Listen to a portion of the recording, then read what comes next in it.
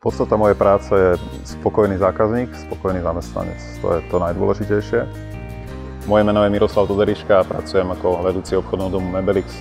Jmenuji se Zuzana Prašivková, u firmy Mebelix pracuji 6 let na pozici vedoucí obchodního domu Olomouc. Na mé práci mě baví práce s lidmi a také to, že každý den není stejný. Vždycky se řeší něco jiného. Samozřejmě každé ráno máme nějakou tu rutinu, otevřu pobočku, udělám nějakou 10minutovou poradu, aby jsme se pozdravili s kolegy. Řekli si, jak se máme a taky trošičku se namotivovali do toho pracovního dne, protože nejlepší je začít ten den s úsměvem. Súčasťou mojej práce je každodenná administratíva, ktorá nás neminie, ale to dôležité je, aby sme boli s tými ľuďmi, vedeli ich nakopnúť, motivovať, podať im pomocnú ruku, keď je to potrebné. Často chodia ťažké veci, takže tam treba pomôcť a občas treba zbehnúť aj do toho skladu, postrieľať chlapov.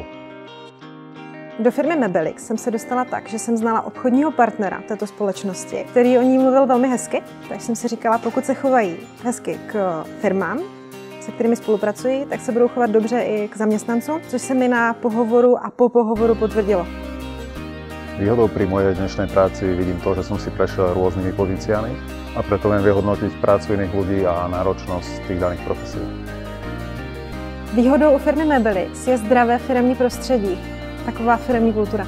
Další výhodou je interní vzdělávání, které je i dobrovolné a je to právě ten rozvoj osobnosti našich zaměstnanců. Fajn na tom školení je, že potkáte kolegy z jiných poboček. Další věc, že se naučíte něco nového.